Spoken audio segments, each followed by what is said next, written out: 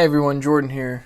Today I'm going to show you how you can plug Omnis into your private teaching. This is meant for instructors that teach in the independent school districts. So let's go ahead and get started. So as you can see, I'm here at my profile, and you can notice all the different branch locations that I teach at, my availability, overdue payments, and then upcoming payments, as well as my information for parents to get a hold of me if needed. So let's go ahead and let me show you how to create a course or a lesson for each student. So you're going to go in, click that red icon, and click Courses. Oops.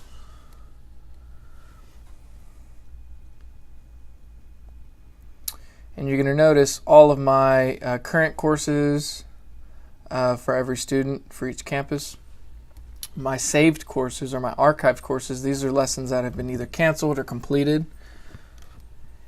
And then my saved courses, so you can actually go in and create your courses beforehand, and then once students are approved, maybe they're waiting on some scholarship or waiting on a parent's approval, you can go ahead and keep these saved, and when you're ready to launch, you can go from there.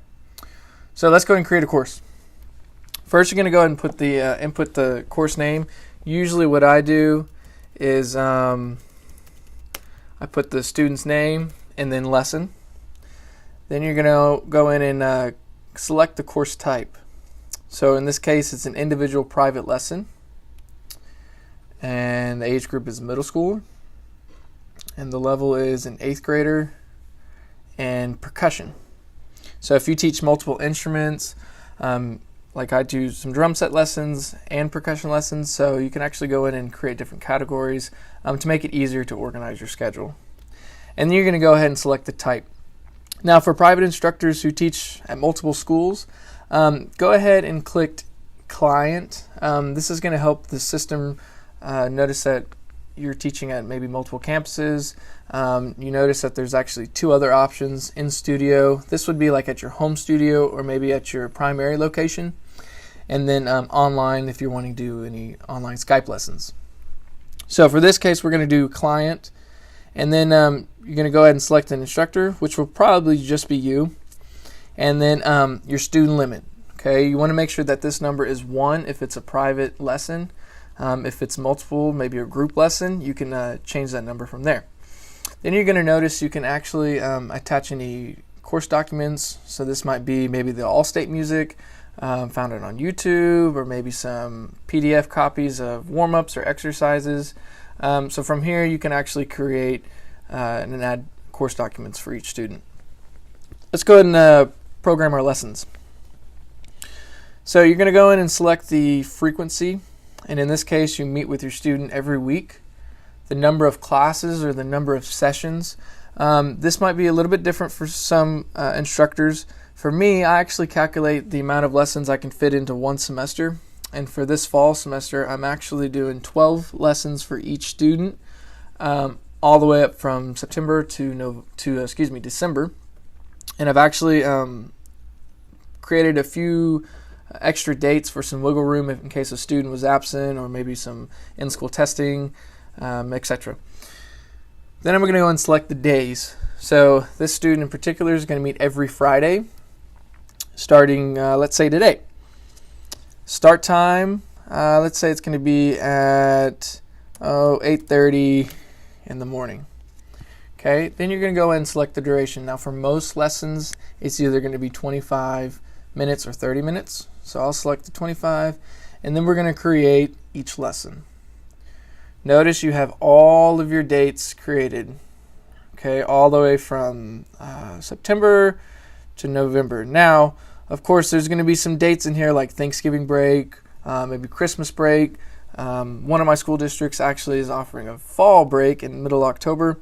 So for this particular district, I'm going to change the date for this November 10th because I actually will be going to PASIC, crossing my fingers. And then I'm going to change this date over to December 1st because, as you notice, if I were to put it on the 24th, that's actually Thanksgiving break for most schools. Actually, I hope all schools. So I'll put December 1st for that. Then you're going to go in and select the instructor. Now this is kind of the time-consuming part. We're working on the system to where you can just do a select all. So please be patient on this. But like I said, it can actually go pretty quickly. And there we go.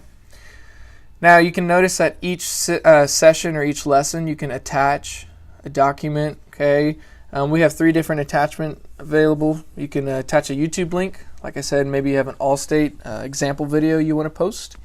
You can post an audio or video file straight from your computer, or a document like your PDF, exercise worksheets, and more. So let's go ahead and clear that to save some time.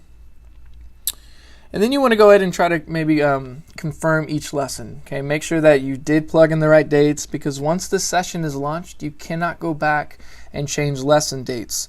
So again, you want to confirm that everything's right, and then you go on to the next section, the pricing. Now this part is really simple. You're going to go in and input the district pricing per lesson. Okay, so most it might be anywhere from $17 to $20. If they're on scholarship, calculate the number of lessons you have. So in this case, it's going to be $20 per lesson.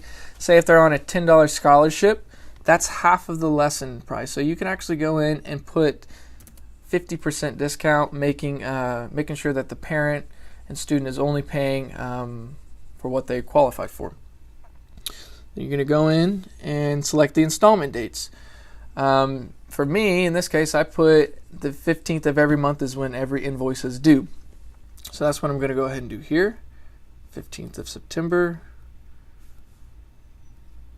15th of October, November, and December. Now again, you can create this any way you want. Say if you only want to create each monthly lesson, if you want to play it by the month, you can do that as well, and just have only one installment due by usually the first of every month before your lessons are created or given. Excuse me. Once all that's completed, go ahead and verify, check, just to make sure.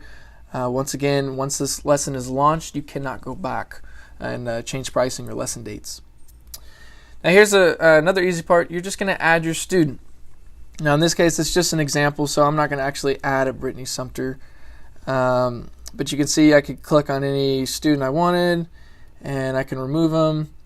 Now in this case, many of y'all who are in this first week of school, or maybe the second week, maybe you don't have all your lesson rosters set.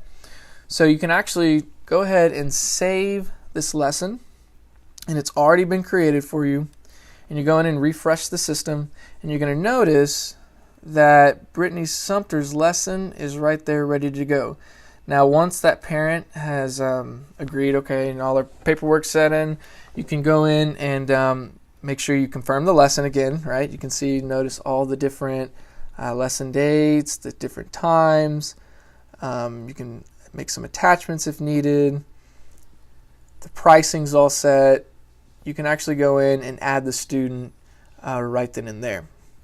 Now, when you're ready to launch that lesson, you're going to click this little icon to the right, and you're going to schedule it.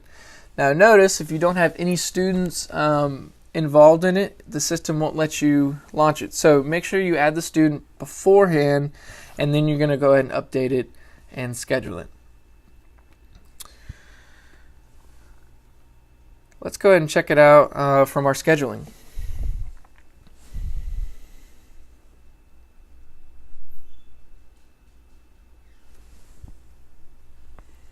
Notice you're going to see all of your lesson schedules. I can see my first lesson for the day is at 10 o'clock today, and then fortunately I don't have a lesson till next Wednesday. So if I were to go in and I wanted to actually mark that lesson completed, I can go in. If the student was there, great. I can keep it as, mark them as present. If not, I can mark them absent. Give some remarks. So sorry to hear you're not feeling well. Hope to see you next week. Week. And I could update it from there. I can also reschedule the lesson. Usually I give parents a 24-hour leeway if they let me know. And I can go in, select the date, the time, the duration, and also leave a remark. Now, if a student wants to maybe withdraw from lessons, you can actually cancel that as well. And there you have it. That's how you create a session through Omnis for instructors who are teaching in the independent school districts.